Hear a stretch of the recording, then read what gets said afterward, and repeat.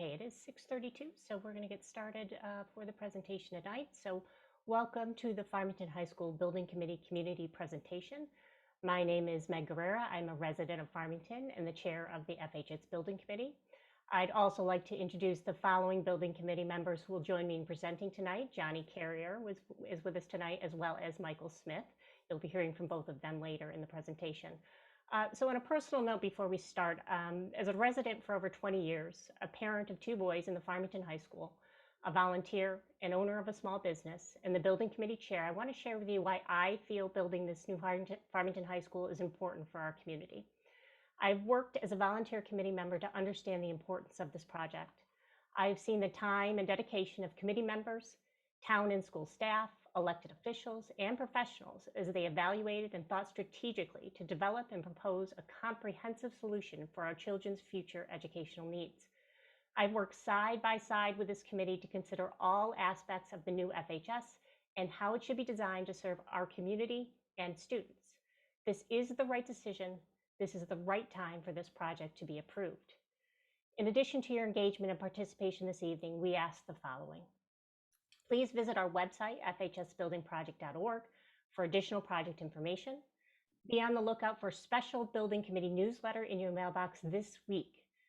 We please ask that you look carefully for it. Please open it and read it, as it provides all the critical information you need to understand this project and will be the final communication from the building committee. And third, and very importantly, make a voting plan. The tentative date of the high school project referendum is June 3rd. It is important that you make your voice heard and vote in this referendum. So I'd like to take the opportunity to hear from town leaders on the importance of this new high school project. Tonight, we are joined by CJ Thomas, Town Council Chair, and Beth Kittner, Board of Education Member. I'd like to introduce CJ Thomas, Town Council Chair. Thank you, Meg. And on behalf of the Town Council, I would like to thank all of you who are attending this presentation. I'd like to thank the Board of Education for their partnership in this program as we began the process. And most importantly, I'd like to thank the Farmington High School Building Committee for the countless hours they have put in, numerous meetings, getting us to this point where we will hopefully be going to referendum. Well, we will be going to referendum very shortly. I wanted to clarify and make note of a few things. One is, all of the financial projections that you've looked at and you will be seeing on the websites, handouts, anywhere else, are based on certain assumptions. We assume a grand list growth, a modest growth. We assume our historic average of 3% tax increases annually. And most importantly, we assume fully funding all of our capital needs in the town, needs such as the roads, fire trucks, and the Fryer report. That is the K through 8 report, which tells us what the needs are at the lower schools and what they will be going forward. So the Board of Education has worked on this report to decide what are the critical needs each year going forward. We have funded it for a number of years in the past and will continue to fund that going forward. So I just wanted to clear that up. The council has kept all of these different assumptions and this building project in mind throughout all the decisions, particularly the financial decisions we have made since January of 2020. The question as to the needs of the Farmington High School building is a question that was brought to the public in our survey in 2018. Over 80% of our public realizes there are critical needs at the high school that must be addressed. When the high school building committee brought to the town council their recommendation of the new building option, we unanimously, enthusiastically endorsed their recommendation. And at this point, with the reductions on the cost of the current build as new, it is actually lower than the 2 options for the renovate as new. So we consider all those things. The timing of this project is very advantageous to our taxpayers. We've had a significant amount of debt coming off the rolls. We will continue to have debt coming off the rolls going forward. We've also created a committee that will look into tax relief for our our seniors and other citizens in need that will help lessen further the tax impact on those taxpayers in our town. With interest rates where they are right now, that is one more benefit to going forward with a building project at this time. The failings of the Farmington High School, I had two boys who spent 4 years in the high school, unfortunately graduated at the end of those 4 years. And anyone who's been in that building is well aware of the needs. They have to be addressed. They are not going away. It is your town council's opinion that a new building is the right decision, and now is absolutely the right time. And with that, I will hand it over to Beth Kittner from the Board of Education. Thank you, CJ. And I want to thank everyone who's attending tonight to get more information and have a better understanding of this very important project for the community. As a Board of Education, we're united in our support of the proposed new high school. Just last night, as a matter of fact, at our Board of Education meeting, the board unanimously voted to approve the project schematic design and project cost and send that to the town council. The proposed new high school addresses all of the needs of our current high school facility while also supporting educational programming both now and into the future. The time is now to address the current facility in a comprehensive manner, and we're thrilled to share the details of a new high school facility with our community and join together to support this project. And again, thank you so much for being here. Thank you, Beth. Tonight, we are also joined by several educators that live in town with us. I'd like to introduce Kate Martorelli, a counselor at Farmington High School, who will give a statement on the FHS building project. Thank you, Meg. So happy to be here this evening. My name is Kate Martorelli. I work at Farmington High School as a school counselor and as the school counseling department leader. And I also reside in town. As one of your neighbors, I also have young children who will be entering Farmington Public Schools in the coming years. My daughter Maddie is 4.5 and currently attends the Farmington Collaborative Preschool Program at Noah Wallace. I also have a 2.5-year-old daughter, Ellie, who cannot wait to attend school like her big sister. I'm proud to live and work in Farmington. The high school building project is extremely important to me, both personally and professionally, and to my fellow educators. I know firsthand how a school facility can advance or disrupt learning. The current FHS facility disrupts learning and creates barriers to implementing 21st century teaching and learning curriculum, given the current design, age of the building, and multiple additions. Farmington students have traditionally led way beyond their K-12 education as successful and contributing citizens. However, expectations have changed when it comes to the knowledge, skills, and dispositions required to compete on a global level for college admissions and in the work environment.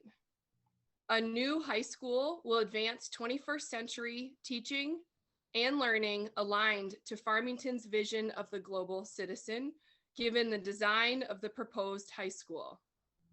The vision is directly aligned to what many companies cite as the knowledge, skills, and dispositions they are seeking in employees now and into the future.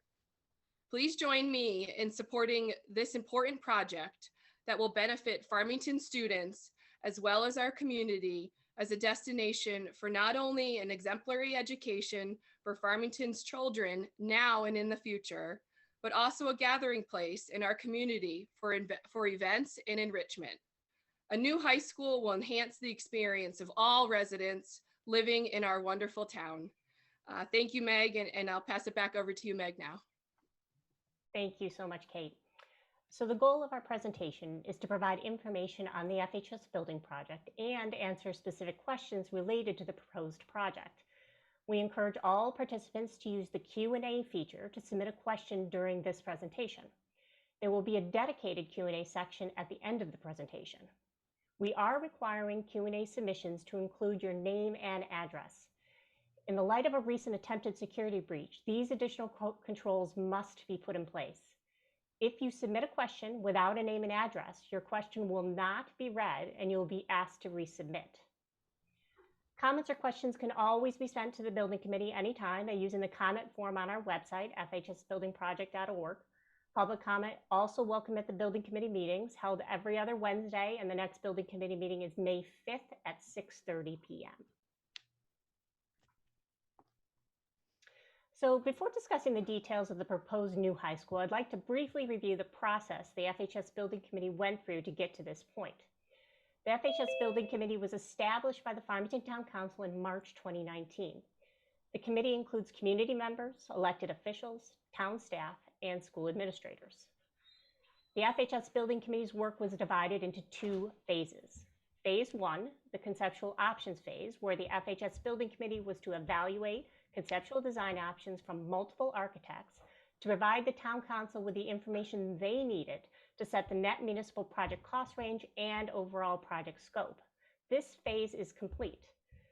The FHS Building Committee engaged 2 architectural firms to complete 3 conceptual designs each, which included an option for maintaining the current facility, doing major renovation on the current facility, or building a new school. So let's, at this point in the conversation, provide a quick reminder of the maintain and renovate conceptual options that were not selected by the FHS Building Committee and why. So there was a maintain option that was presented at a project cost of $49 million. This was the least expensive concept, but was not even considered a suitable solution by the architects presenting it. This concept was a required submission by the building committee to understand the cost of maintaining the building and doing nothing more. It did not meet the statement of needs or safety requirements, required additional capital expenditures, and caused significant disruption to learning during construction. There was also what we refer to as in the building committee as the maintain light option at a project cost of $99 million. This concept went beyond maintenance by adding an addition, but still did not meet the full statement of needs. Safety concerns remained, and it caused significant disruption during learning as well. We were presented with 2 renovate as new options at a project cost of $138 to $140 million. Both the renovate as new options met the majority of the statement of needs and did provide flexible learning environments, but only addressed some of the safety concerns, left concerns around project duration and cost due to unknowns during the renovation, and would lead to significant disruption to learning during the construction due to a phased renovation approach. So after a 9-month competitive process and a careful evaluation of all these options, the building committee recommended TSKP Studios' option for construction of a new high school as the best solution to address the Board of Education's statement of needs. You will hear all the details around this option and why it was selected later this evening. On February 4th, 2020, the Town Council unanimously voted to select the new building solution and set the net municipal project cost range at $105 million to $110 million. Phase 2 is the preliminary plan phase. Here, the FHS Building Committee's work centered around designing a comprehensive solution to address the Board of Education statement of needs that falls within the net municipal project cost range and overall project scope set by Town Council. While the committee was on a brief pause due to the economic conditions and uncertainties from COVID-19, we continued our monthly meetings to finalize our schematic design, work collaboratively with the Town Council and Board of Education, and continue to stay connected to the Farmington community. The FHS Building Committee is currently executing the community education and communication aspect of Phase 2, these meetings that you're attending with us right now, which includes summary and topic-specific presentations, newsletters, and updated website information. Over the past 2 years, these dedicated residents have contributed countless hours to deliver the best solution to address the Board of Education's statement of needs. The new high school will provide a flexible and engaging learning environment for our students and the community. I'd now like to introduce Johnny Carrier, FHS Building Committee member, who will review why the Building Committee selected a new high school. Thank you, Meg. Next, we will discuss why the Building Committee recommended a new school as the best solution for the Board of Education's statement of needs. The current facility has reached its limits for providing a 21st century programming and learning spaces that prepare today's leaders to be a part of a global solution. It would be costly to renovate the current high school for today's flexible and adaptable teaching methods.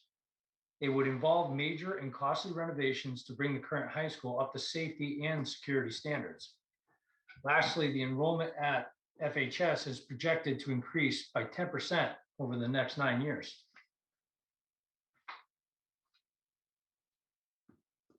Over the past 70 years, oh, sorry, I lost my spot here. To learn more about the statement of needs, there is a dedicated page on the building committee's website, www.fhsbuildingproject.org. Over the past 70 years, Farmington High School received numerous additions, which have resulted in a sprawling layout that you see in this picture.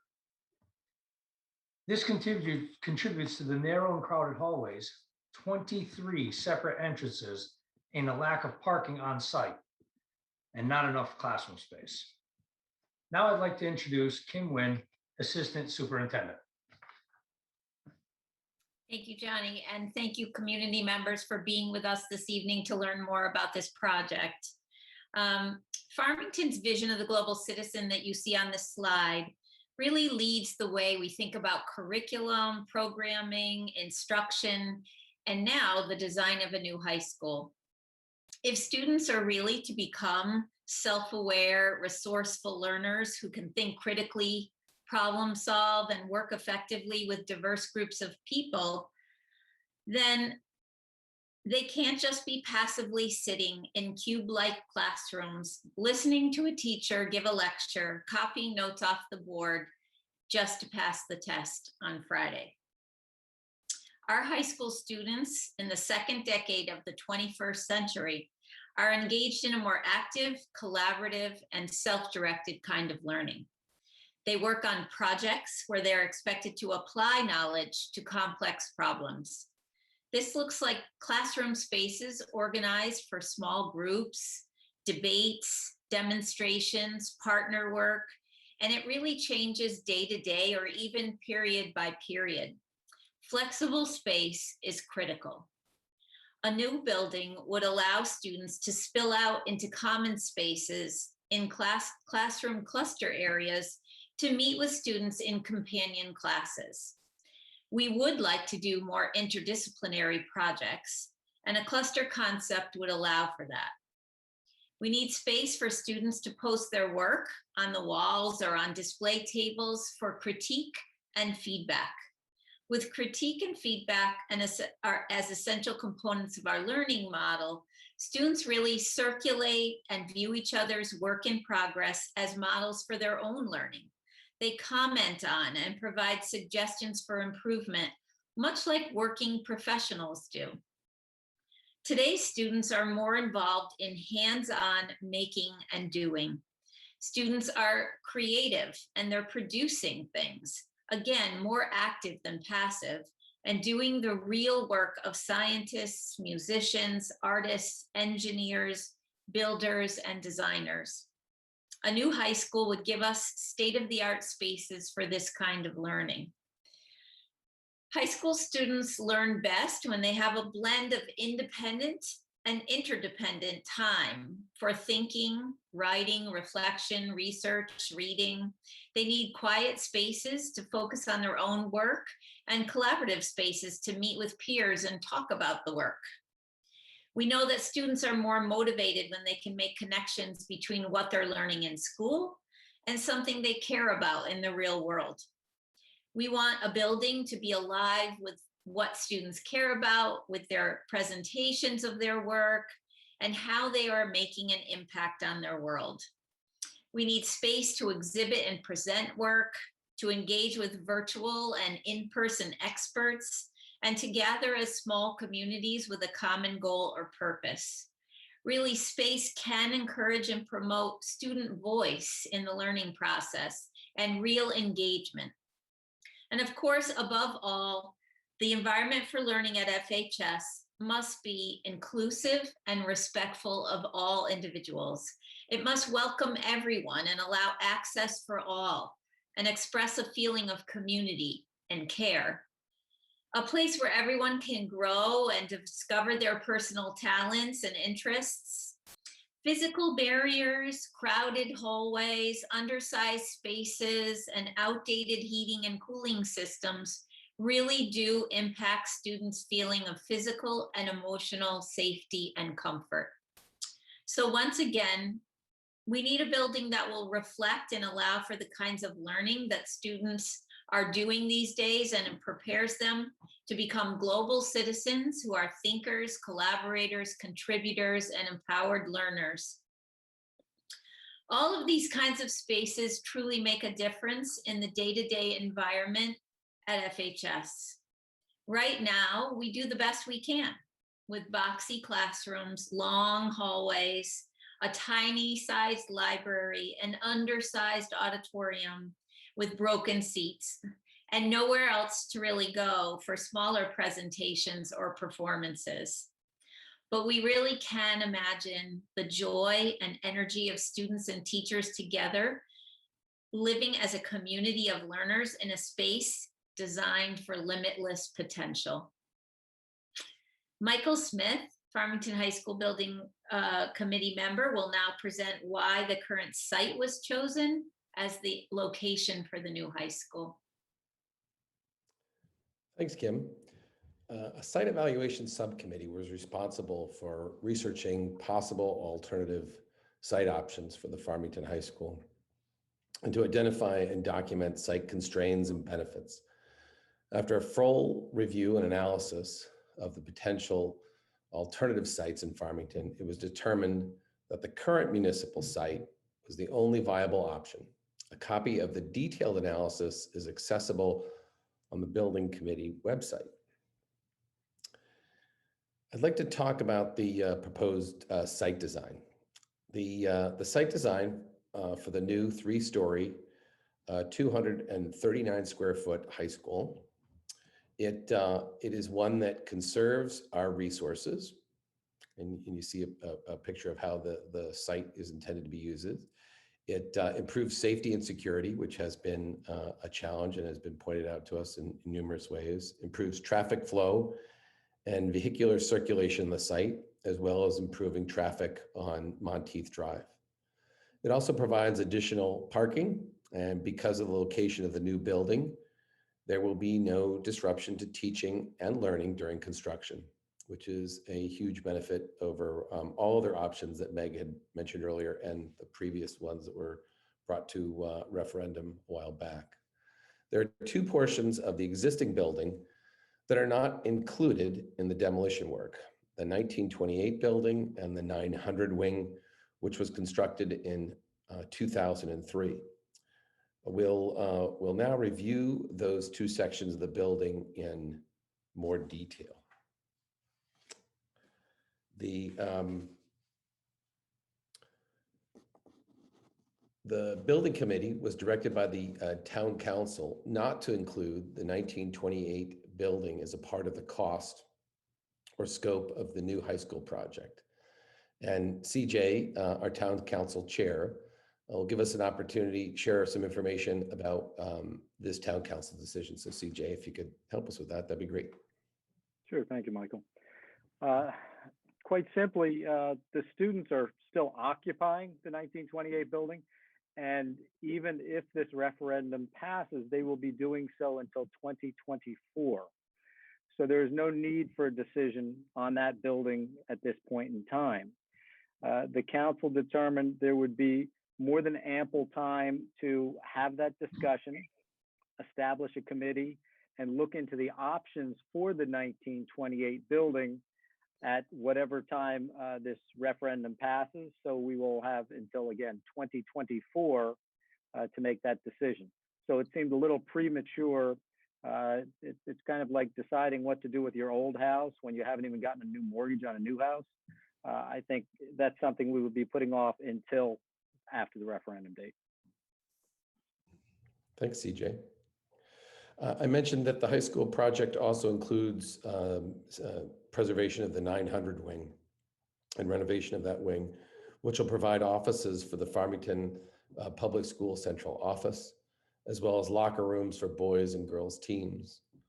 The relocation of the central office to the renovated 900 wing addresses space needs at Town Hall, which is included in the statement of needs. Kim Wynn, our assistant superintendent, and Kat Krajewski, assistant town manager, will provide more detail about the use of the 900 wing and the space needed in Town Hall. Kim. Thank you. So it's important to note that the 900 wing is the newest section of the current FHS facility. Thus, it's ideal to maintain this section of the high school within the scope of the new project. First and foremost, the 900 wing is needed for our field house locker rooms. The field house locker rooms are critical to our athletic program and are currently located in the 900 wing in our proposed new FHS facility.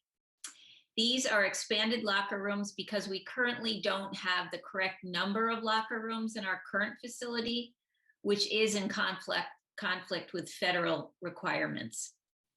Second, the use of the 900 wing to house our district-wide technology department will expand instructional space at the new FHS facility for our students because that department is currently taking up square footage of approximately 2 classrooms within the current high school. Our district-wide technology department supports technology infrastructure and operations in all 7 schools and for Town Hall. We don't have adequate space at Town Hall to house our technology department, so this department is currently off-site in the FHS facility. But freeing up this space, we capture more instructional space for students in the proposed new FHS facility. Lastly, and most importantly, Farmington has one of the smallest staff levels for central office in the entire state of Connecticut. We rank 155 out of 166 towns in general administration, with 1 spending the most and 166 spending the least. Only 11 other school districts in Connecticut spend less than Farmington on central office administration, and yet we experience favorable and impressive achievement outcomes. Due to the efficient staffing levels within central office, the 900 wing will house the following departments in a reasonable level of square footage: technology, special services, finance and operations, human resources, facilities, curriculum and instruction. The town hall is overcrowded, and there is not adequate space for our current central office and town-related staffing. The pandemic brought to light other issues within the central office due to a lack of social distancing, due to overcrowding within our limited office space. We will need to move out of central office no matter what we do due to the overcrowding between the school and district departments and the town of Farmington departments, which will require funding. The use of the 900 wing is the most cost-effective approach to fully maximize the space within the 900 wing. This will avoid a costly purchase of a space for central office within Farmington or costly lease options. And I'll turn it over to Kat. Thank you, Kim. In addition to central office and special services, Town Hall is home to many town offices, but we can't accommodate all departments here, so some are located in satellite offices. Town Hall is also home to a regional probate court that has its own significant space needs. There's also an overall lack of storage space, as well as a lack of meeting spaces or conference rooms. Ultimately, something needs to be done to address the overcrowding, and the use of the 900 wing meets the statement of needs in the most cost-effective manner. I will now turn the presentation over to Meg Guerrera, who will review traffic and circulation on the site. Great, thank you, Kat. So the site will provide expanded on-site parking for visitors and staff throughout the campus. There will be dedicated areas for parking and bus access on the south side of the new school building near the main entrance. Buses will have their own loop, and a dedicated parent drop-off lane will parallel the school's main entry walks. Site parking is designed to provide the majority of student parking during the main entrance and staff parking to the north of the new building along the service access. The traffic pattern for service vehicles is to go directly in the back of the building, which is buffered by the back of the gymnasium and a classroom wing. Monteith Drive, the existing access drive, will also be widened to provide 2 full lanes in each direction. And we also need to remember that Farmington High School is more than a school building. It is also a public asset.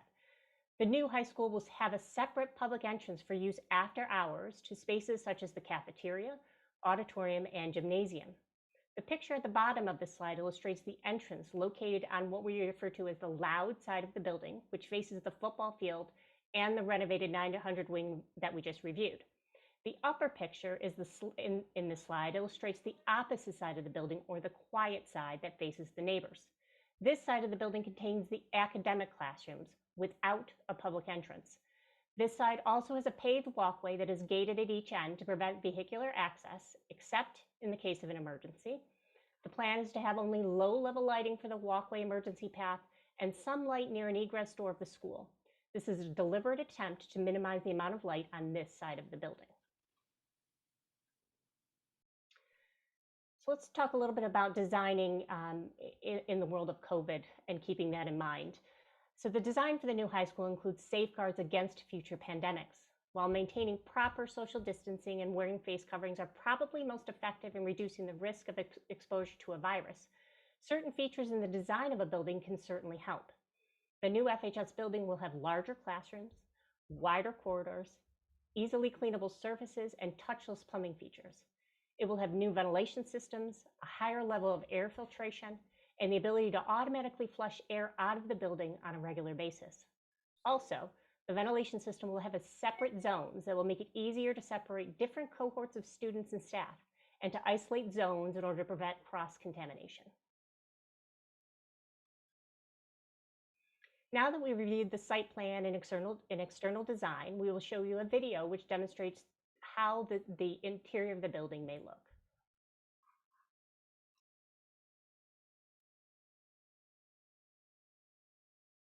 Thank you for joining me. My name is Megan Guerrera, and I'm the chairperson of the Farmington High School Building Committee.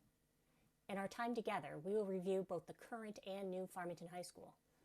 Please take note of the significant space, safety, and learning limitations of the current Farmington High School as compared to the many opportunities for engaged, inclusive, and safe learning provided by the new Farmington High School. Much of the high school was built when the enrollment was 800 students. Farmington High School now enrolls approximately 1,300 students. 10 additions have been added over the years to try to address the growing student population, but there are many spaces that cannot accommodate today's teaching methods.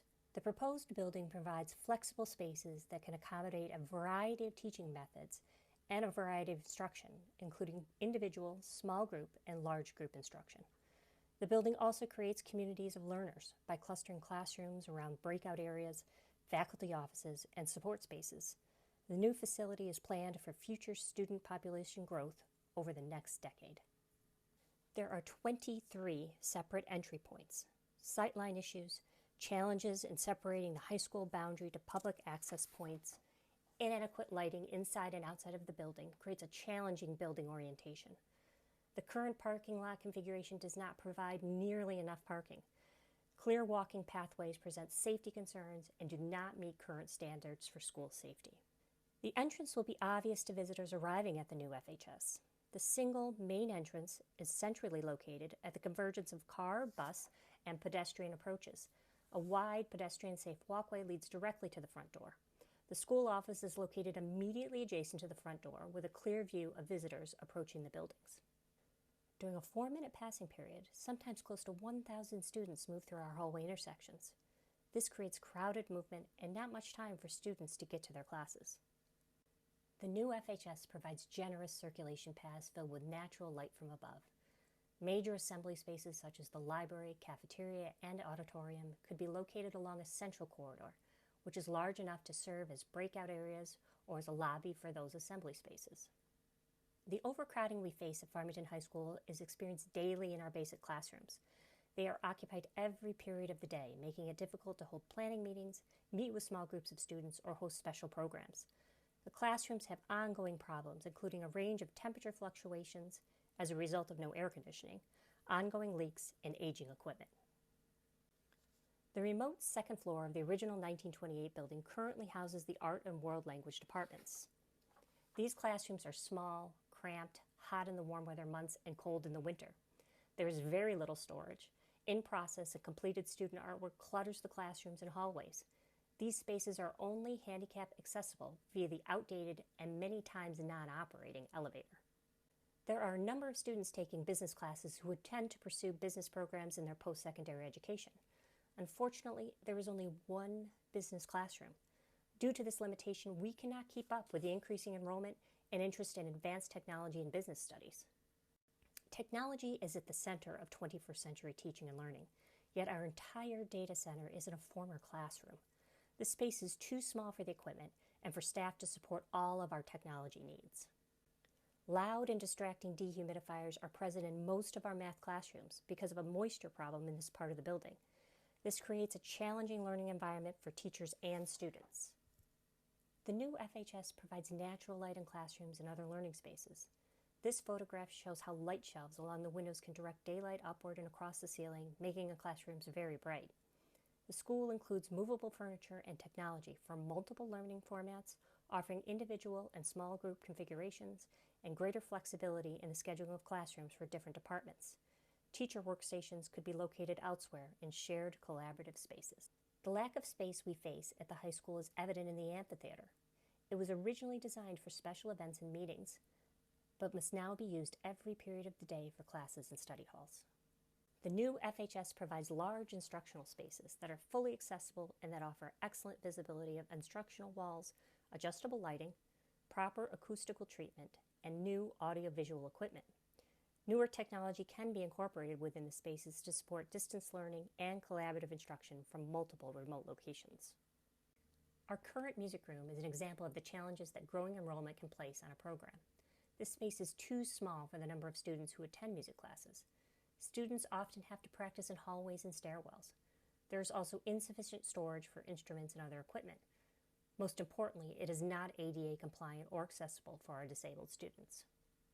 The new FHS provides rooms that can support large and small group assemblies for music practice, with the appropriate acoustic separation from adjacent spaces and with acoustical treatment within the rooms. The music room in the photograph is designed with a flat floor in order to maximize flexibility, and the movable tiered seating can be reconfigured as needs change. The room has windows for natural lighting and sound absorptive and reflective wall panels to optimize acoustics. Due to a lack of teaching space, the science labs must also function as classrooms and workspaces. There is insufficient storage for scientific chemicals and equipment, which can create a safety issue for our students and teachers. We are very careful when working with them, but are still limited due to the dated space. The new FHS provides bench-centered learning stations with good sight lines to the demonstration table. The photograph shows a high school science lab with operable windows to enhance the work environment. Ample daylighting reduces the need for artificial lighting, thereby saving energy. Durable finishes such as seamless flooring simplifies maintenance. In applied arts classes, students work with power tools and all kinds of objects. The classroom is too small to expand on project opportunities, as these types of projects require sufficient space to ensure student safety. The new FHS provides clean, safe, and organized workspaces with adequate storage facilities for materials and tools.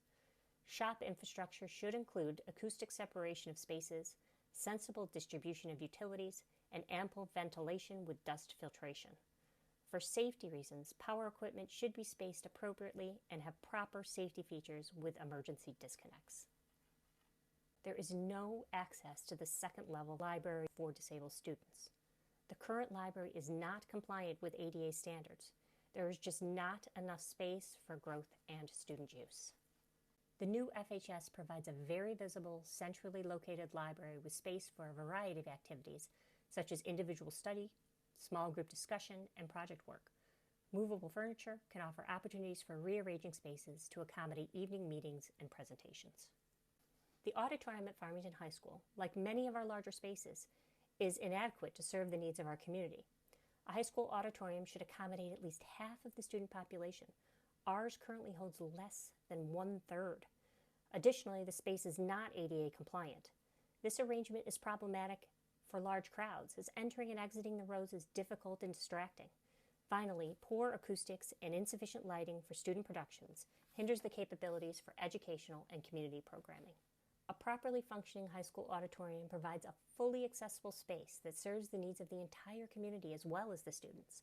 It should act as a general place of assembly for everyone, as well as a learning environment for students, particularly those active in dramatic and musical events as performers, or as technicians in activities such as set building, staging, and media controlling. For that reason, features such as catwalks for stage lighting are designed with student safety in mind. Our cafeteria cannot accommodate the size of our current student body. 4 lunch waves must be organized, the first beginning before 10 a.m., which is when food can legally begin being served. Those students are not only scheduled for lunch at 9:50 a.m., but they must also get their food and eat in under 30 minutes. This is difficult with the number of students assigned to each lunch wave. Additionally, a minimum of 5 faculty members must be assigned to monitor each lunch wave, which is challenging given faculty teaching schedules. The cafeteria is also used for study halls in the beginning and end of the day due to insufficient classroom space. At times, nearly 200 students are assigned to a cafeteria study hall. This is hardly an environment conducive to student academic achievement, and again, several teachers must be assigned to monitor these large crowds. The new FHS provides a cafeteria that can serve not only as a space for dining, but also as a space for other activities during the day and on evenings and weekends. The space in the photograph is a high school cafeteria, and it also functions as a ticketing lobby for the auditorium and the gym, as a concession area, and as an assembly space for various meetings and presentations. The old gym is too small to hold any athletic events. Therefore, it can only be used for storage, small practices, and some gym classes. The main gym is not ADA compliant or handicap accessible when the bleachers are pulled out. There is no air conditioning, so it is often very hot during late spring and autumn events. It is also located directly across from the auditorium, so these 2 popular areas must compete in terms of space, sound, crowd control, and parking. The new FHS provides a gym for phys ed and athletic team events and is large enough for major assemblies of the student body. The high school gym in the photograph features a roof with a sawtooth configuration that allows daylight to enter into the gym, creating a pleasant, uplifting space. This gym is divisible by an overhead gym curtain and contains retractable seating on both sides. The high school currently lacks adequate breakout spaces for collaborative class activities. As a result, students must sit on the hallway floors when doing group work. This is not an ideal learning environment. The new FHS provides ample opportunity for breakout spaces adjacent to teacher work areas and near classroom clusters. Breakout spaces that are comfortable and attractive can offer greater opportunity for spontaneous discussion, group activities, and interdisciplinary teamwork. Highly visible areas such as the one shown in this photograph can be flexible gathering spaces between classrooms, and they can be the focal point of a smaller learning community. The location of the administrative offices in the existing facility is problematic. School administration does not have a direct view of the visitors approaching the building. In fact, the front office is located deep within the footprint of the existing building, quite far from the front door. Faculty offices are inadequate, and they are placed in various remote locations in the existing building. This does not encourage cross-disciplinary collaboration among teachers, and it makes interdepartmental planning very difficult. The new FHS administrative offices will be located in the main entrance of the building. This provides maximum views of people entering the building for security purposes. Faculty offices will be placed in each of the learning communities to encourage interdisciplinary collaboration. The existing building has been renovated and enlarged so many times that its infrastructure is poorly arranged, with multiple heating and cooling systems of various vintages, a bewildering distribution of wiring for electricity, and a confusing maze of piping for plumbing and drainage. This makes maintenance difficult and costly. Many components are outdated and replacement parts are no longer made. Most of the existing building is only 1 story in height, resulting in many roofs of different ages, with many joints between those roofs. The result is an existing facility that has reoccurring failures in its infrastructure. The new FHS is planned to minimize its roof area and its exterior wall area. The design uses energy-efficient walls and windows to reduce heat loss in the winter and heat gain in the summer. Walls will have more insulation and less infiltration, and new maintenance-free windows will improve security and energy efficiency. The new mechanical, electrical, and plumbing systems will be arranged to maximize efficiency and simplify maintenance.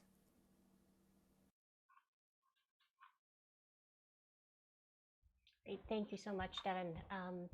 Hopefully that's given you a good overview of the site plan, the interior design of the building, and the overall approach of the new FHS. We're going to actually move now into estimated project cost. The estimated total project cost is approximately $135.6 million.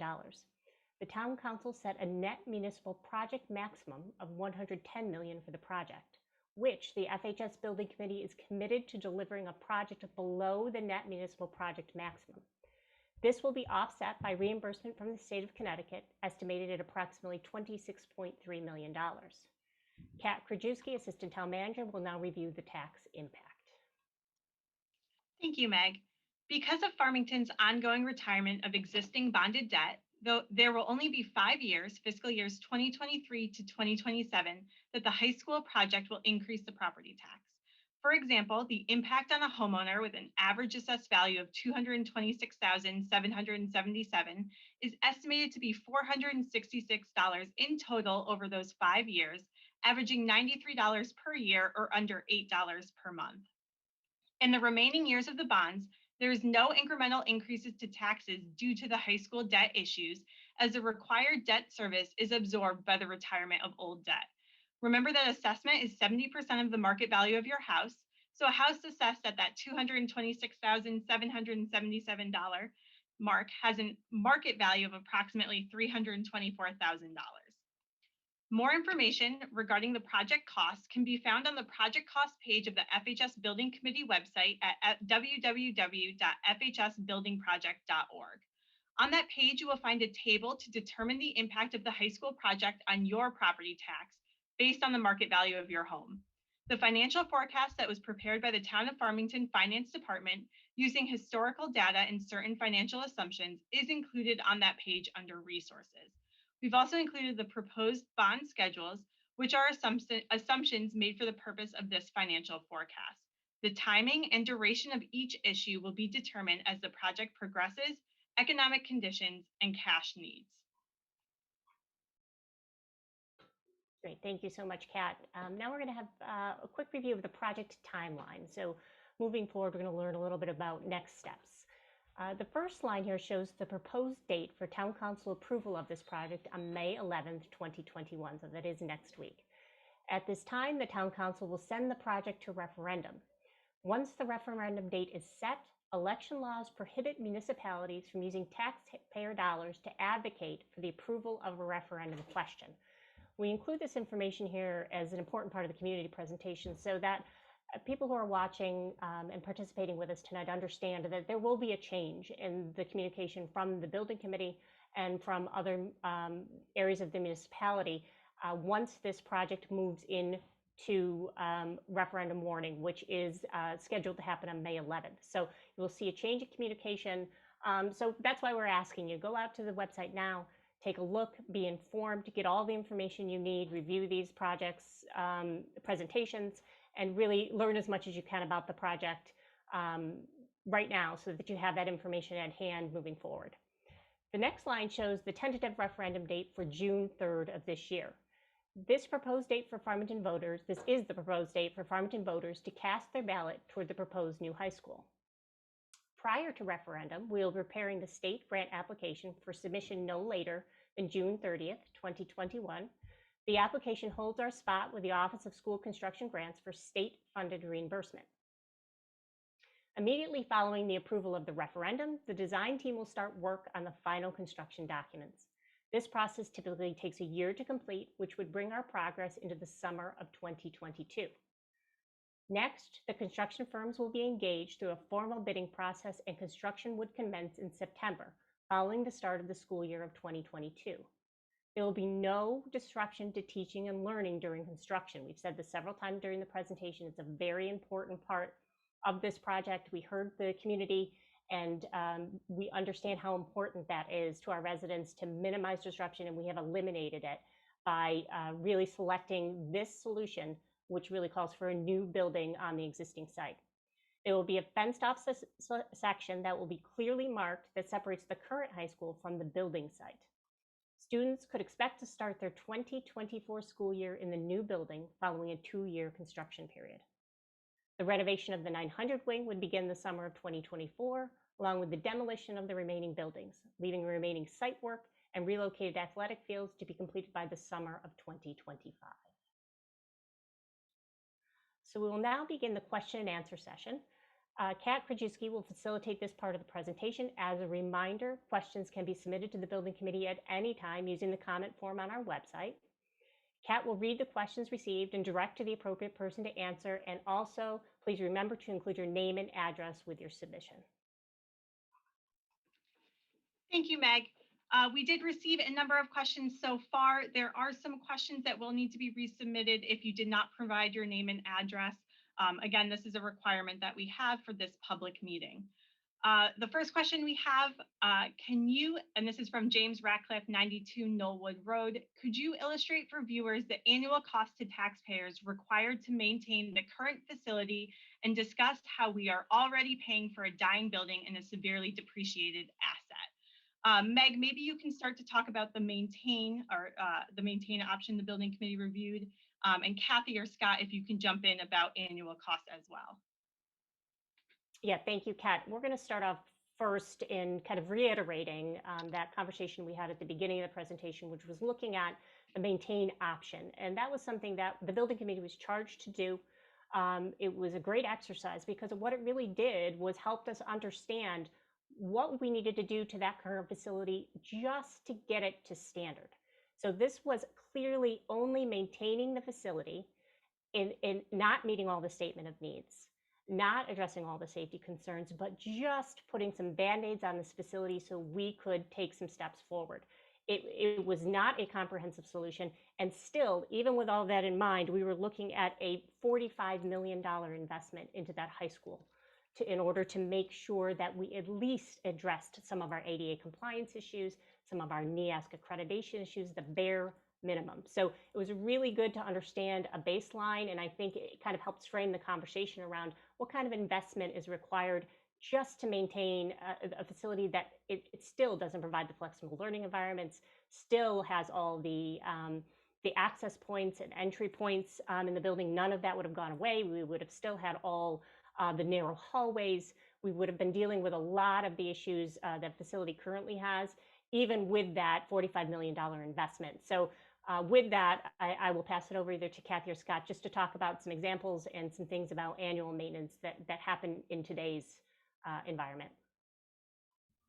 Hi, I'm Kathy Greeter. I'm the superintendent of schools, and thank you for being here this evening. First and foremost, I just would say that we have really an excellent custodial staff up at the high school, and they work really hard. And but they are really stretched when it comes to this particular facility. So the failures of the current building are costly and disruptive to learning. The cost of doing nothing is real, and we have had to take funding from other areas of our budget to address emergency facility failures. And we have also had to add funding to our budget during our annual budget process for emergency repairs, because we face these repairs on a pretty regular basis. So I'll give some examples. We do have water infiltration in one of the wings that requires constant dehumidifiers that are running even during instructional time, which are very loud and very disruptive for our students. Sewer issues due to multiple additions that result in the system backing up into the facility. And this is due to the maze-like organization of that high school and the multiple additions that were done over many years. Heating and cooling issues that have required emergency repairs, and yet those repairs don't really ever address the overall comfort issues that we have for occupants. It's often too hot, too cold. It's hard. It's very difficult to regulate. We also at times have difficulty trying to find replacement equipment when things have gone to a place where they're no longer functioning properly. We have roof issues that require regular repairs and disrupt learning when we have to either close down a classroom or an office due to a roof issue. Aging pump, plumbing, electrical, and mechanical systems require ongoing attention and repair. And it is really important to note that the current building is not energy efficient, which is impacting our annual budget each year and impacting taxpayers. because it is much higher than a more energy efficient system would be. So I'll turn this over to Dr. Hurwitz, FHS principal, who is in the building each day. And I also see that Richard will add something as well, our architect. Thanks, Kathy. Yeah, not much to add. I think you hit many of the large scale issues. I do think it's important for the public to realize that that these issues, as you mentioned, are real and they are disruptive to learning. It's we try to minimize the frequency at which it happens, and our custodians work exceptionally hard. When I came on board last year, one of the first things I asked for was a full report of the amount of maintenance that occurs in our building, so I had a greater understanding of it. And I have pages and pages and pages of completed reports indicating leaky valves, as you mentioned before, sewage backups and things like that that cause bathrooms to be shut down or hallways to be closed.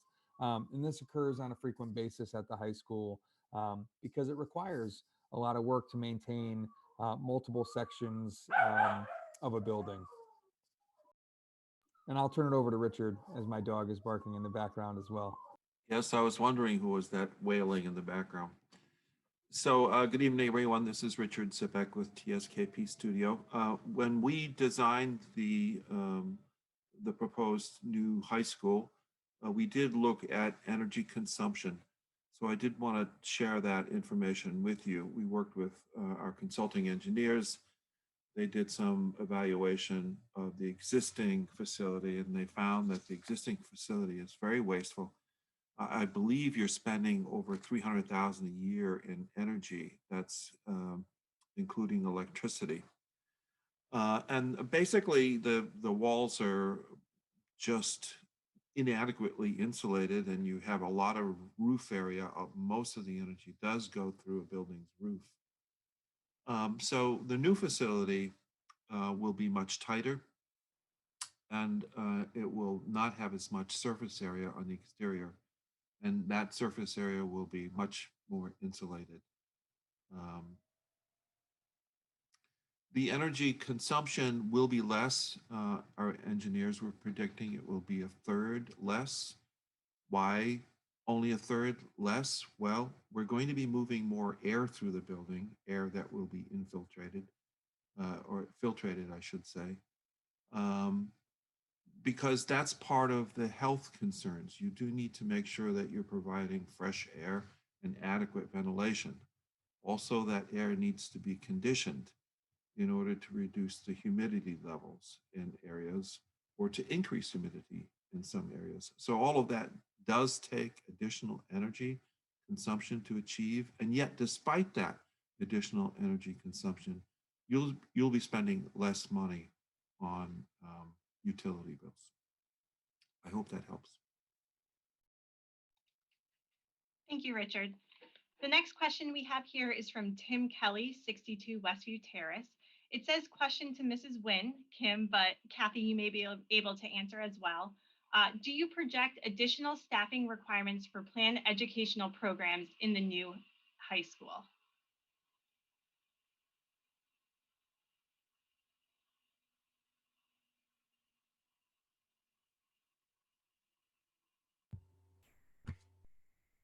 Oh, Kim, I think you're muted. I can jump in and then Kim, you can add to it. Every year we do go through a budget process. It's a very rigorous budget process where we look at our enrollment and our FTE, which is our full-time equivalents. And we determine where we can find efficiencies. So in some schools we might have less enrollment than the year before. In other schools we might have more.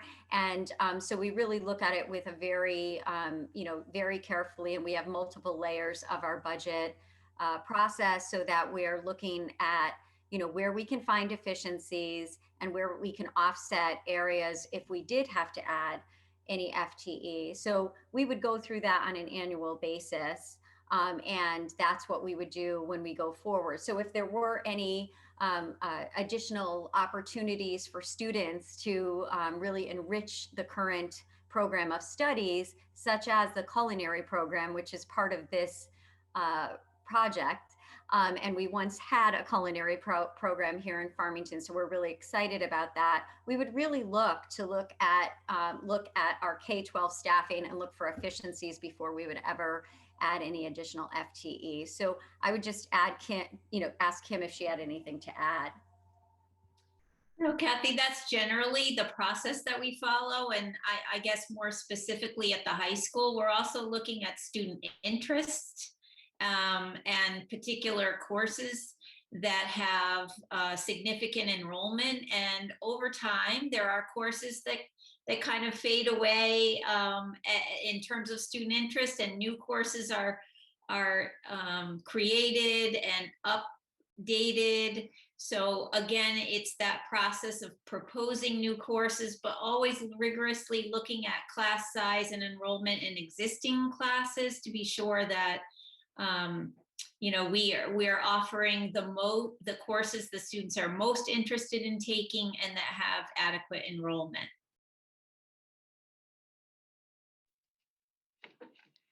Thank you both. The next question we have here is from Carrie Harper, 53 Walnut Farms. Kathy, I think this is another one for you. How many students will the new high school accommodate maximum? What was the projected growth rate used? Please explain how the numbers are derived. So thank you for that question. And Richard may be able to add something after I finish. But in 2019, the Farmington Public Schools retained the services of a consultant who's an expert in public school enrollment to do a 10-year projection. Projections are critical to this process and a required step in planning for school facilities. The state of Connecticut requires that we do this and uses the highest projected enrollment really as a critical component in determining the size of the project and reimbursement. So several factors that influence school enrollment are town population, women of childbearing age, labor force, housing, grade 9 repeaters, dropouts, non-public enrollment, non-resident enrollment in the Farmington schools, resident enrollment in other public schools, and migration rates. So in 2029, through our 10-year projection, we have a high of 1,404 students who are projected to be enrolled at Farmington High School. That's an increase of 131 students over the current enrollment, which is a growth of 10%. So that is how the facility was, the square footage was projected, and that's what the architects used, was that high of 1,404 in the enrollment projection. So Richard, I don't know if you have anything to add. Sure. I believe the question was how the population was derived. I believe you answered that question. What we do is we take that population from the demographic studies that were done, and we use the square footage guidelines that are given by the state. And we do meet those guidelines in this plan. There is also an educational specification that's written that indicates how many classrooms, all of the specialty rooms that need to be provided, how many people need to be housed in the facility. So all of those calculations are taken into account and are folded into the design. There's also some thought given to potential expansion of the facility. And so we didn't indicate on the diagrams that were shown this evening in the PowerPoint presentation, but we did share with the committee the opportunity to build additional classrooms should the need arise without disrupting any of the front areas that are already built. We have a targeted area that is on the back side of the building. Thank you. The next question we have is from Carrie Harper, 53 Walnut Farms. Relative to the cost, are you saying the mill rate will be lowered after the 5th year? I can start with this one, and then CJ, maybe you want to jump in because I know you addressed some of the financial implications in your statement. No, the financial forecast does not look at the building project as a standalone project because that's not realistic of what's going on in Farmington. As CJ mentioned, it assumes education and town increases in their operating budget. It has our debt service, which is existing debt that we have, as well as proposed debt that we will accumulate throughout the course of our financial projection. That comes directly from our capital improvement plan. That's a 7-year plan and includes things like a building renovations to fire stations and road repairs and all of these other projects, including the K-8 facilities assessment or the Fryer report. It includes $2.2 million a year for that. So it is more of an inclusive picture, and that $466 is the impact of the high school on your property tax for those 5 years. After that, because of debt that is coming off of the rolls, there is no additional incremental increase because of the property tax. CJ, is there anything else that you wanted to add regarding that question? Sure. The first and simplest answer is that determination will be made by whatever town council you elect in the election just prior to that 5th year. Each year, the town council looks at what the current situation is, what the capital needs are, what the town's needs are, what the Board of Education's needs are, and determines where they feel the budget would be properly funded. They could also look at cutting a number of services in the town to reduce the budget. So there are a number of unknowns in there. No one assumed going into last year's budget prior to the beginning of COVID that we would have no tax increase last year, but that happened due to current circumstances. So the only way to answer that question would be to look into the future and find out what will be going on at that point in time. And all I can say is pay attention to your town council, what they're doing, and hopefully whoever is in office at that point in time will make the fiscally responsible decision. Thank you, CJ. Another question we have here from Carrie, 53 Walnut Farms. What kind of allowances are included in the estimate? With the current construction environment, the costs right now are significantly higher than they have been pre-COVID, concern over budget runs. Meg, I know you might have spoken to this a little bit if you want to take this, or Richard, I know you tracked this throughout the course of our project, and Mark as well, if you guys want to jump in to answer that one. Yeah, I'm going to toss to Richard first, I think. I think he's going to give us some more. Sure, I'd be happy to.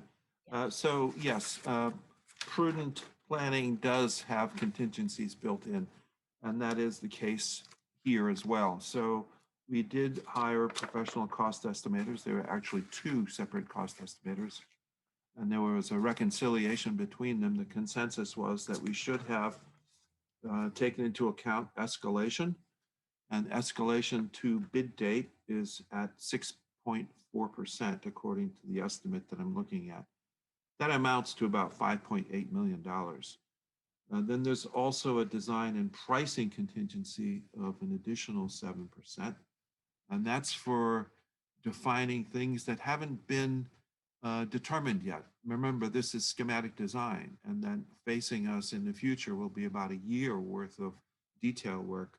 And a lot of things haven't been fully detailed yet. So that 7% amounts to about $6.4 million.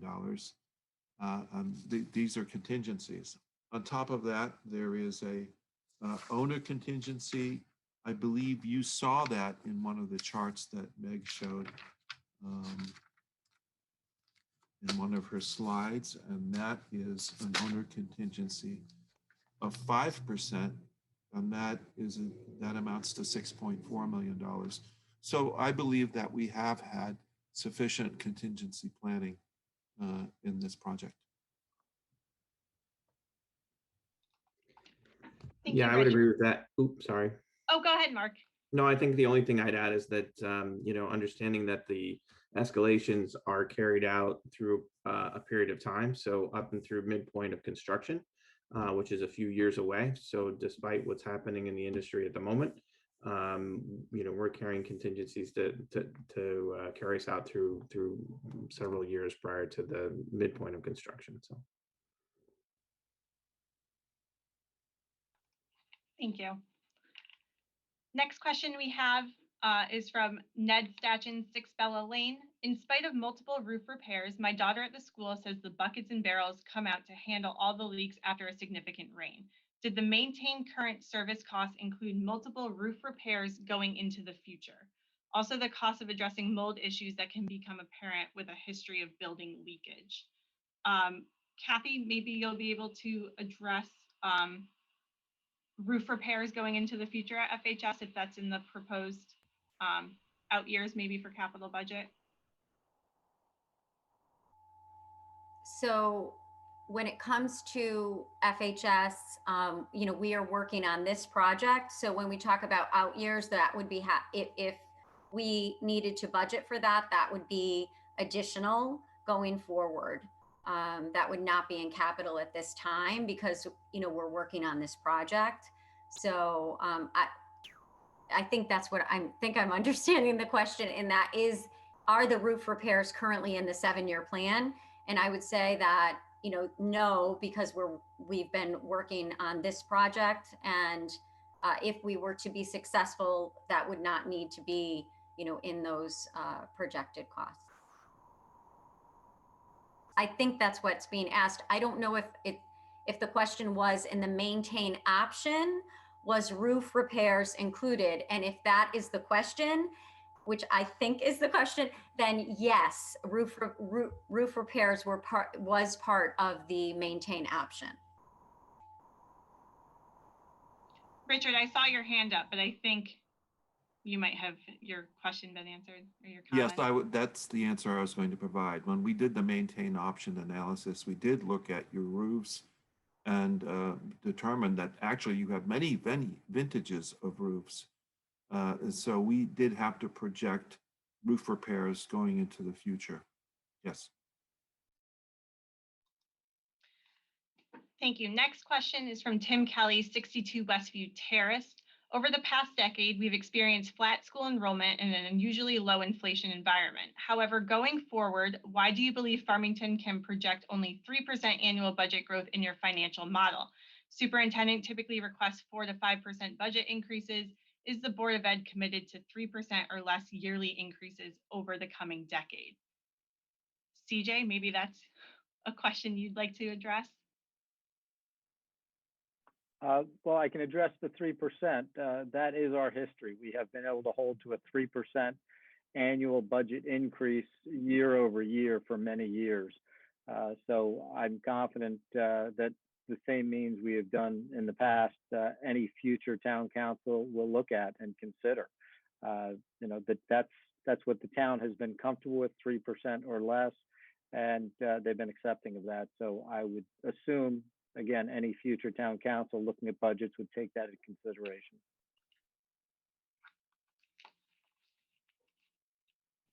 Kat, this is Ellen. Can I just add to that? Absolutely. Go ahead, Ellen. So, what I would say as a Board of Education, and, we go into budget, it's a different story every year over my many years. The past history of percent increases have been very different because each year is different. The Board of Ed starts with the superintendent's budget. She's a zero-based budgeter. The Board of Education assesses the superintendent's budget. We assess the needs of the schools, keeping our town council's target in mind. And in the end, for the board, it's really we are at the direction, the delegation of the town council. They are our fiscal body. And we work very closely, with the town council to work on the tax increase. And what I would say, it's in general, we've been committed to 3%. What I would say is, in a year that we found something lower than 3% would adequately fund our schools, then we would certainly look into that too.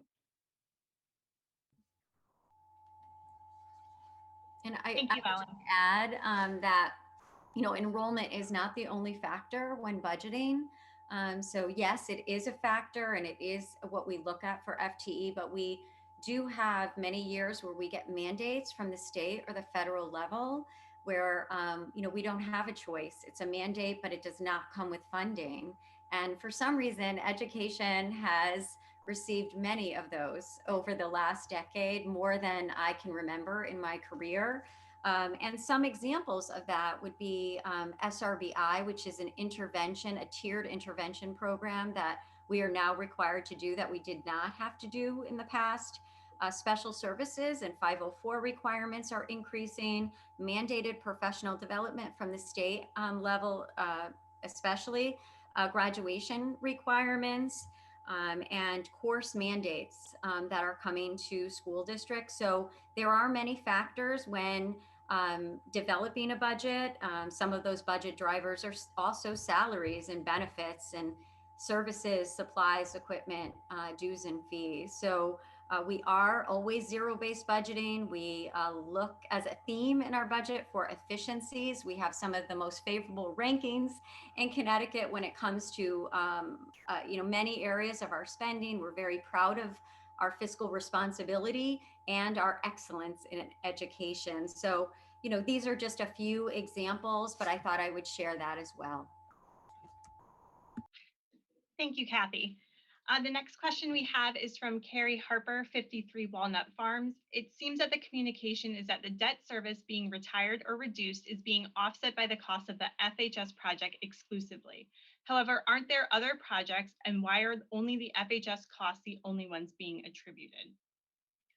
I will say that, again, the financial forecast is a holistic approach to our town's financial picture.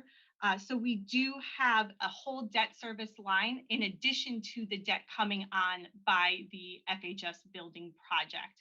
Now that will add together to have a total debt for the town. So this is the entire financial picture in addition to capital budget increases, operating budget increases, and it shows the capacity to take on this project. For example, in the first year, fiscal year 22-23, where the high school project would be bonded, the first bond, we have about $1.2 million coming off the rolls, but we add on $1.2 million for this project. So that really realistically almost offsets the debt that's coming on, attributing to the debt having a lower impact from the high school project rather than viewing it as a standalone project.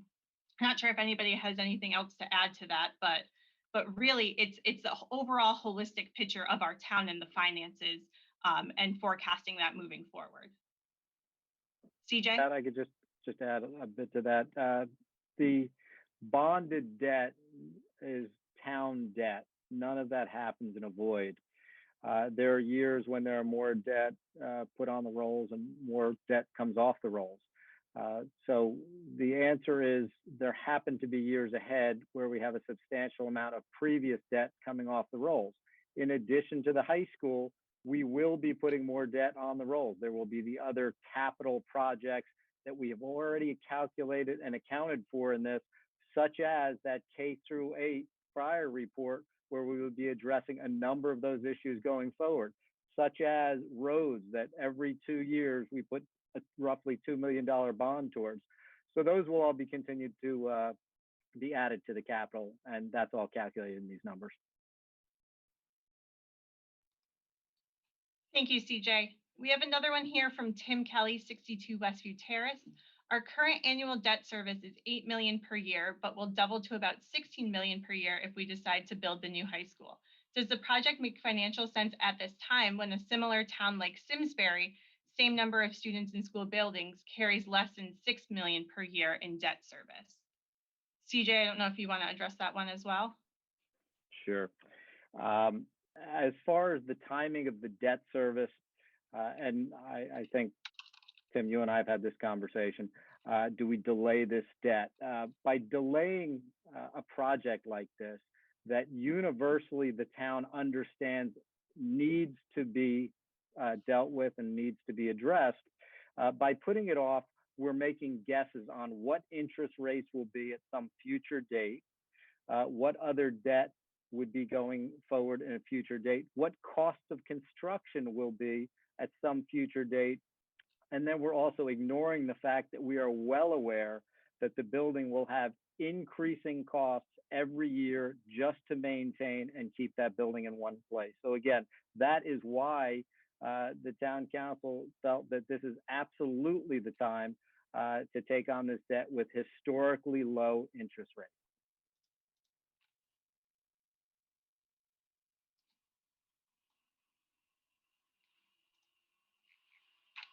Thank you. I think that's all the questions that we've received. Meg, with that, I will turn it back over to you. Great, thank you, Kat, and thank you everybody for the questions, participation, engagement. We really do appreciate you spending some time with us tonight to learn more about this project.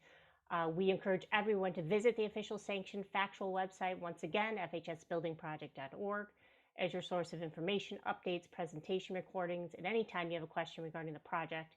You can also find us on Facebook, Twitter, and Instagram. Just another reminder to keep your eye out for that building committee newsletter that will be in your mailboxes this week. Really a critical piece of communication that helps you understand the full picture and understand the need, the value, the cost, the timeline, many of the things we discussed tonight, but in a nice view to be able to see everything that you're going to need to make an informed decision on June 3rd. So at this time, it looks like that we're going to conclude tonight's presentation. Thank you everyone for your time and your continued engagement. Thank you everyone for attending.